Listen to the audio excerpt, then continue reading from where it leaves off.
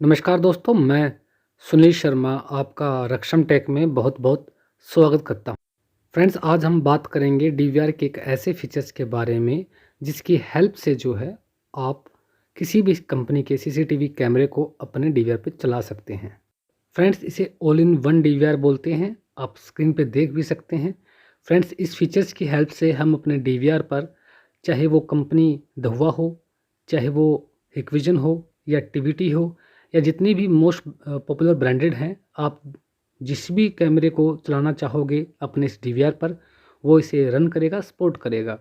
But पहले friends ऐसा नहीं होता था।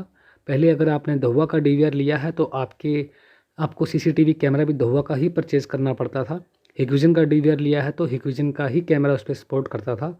बट इस फीचर्स की हेल्प से फ्रेंड्स हम अपने डीवीआर पर अपनी मर्ज़ी के अकॉर्डिंग जो चाहे सीसीटीवी कैमरा इस पे रन कर सकते हैं। आजकल सभी सीसीटीवी कंपनीज़ जो है ये फीचर्स अपने डीवीआर में प्रोवाइड कर रही है।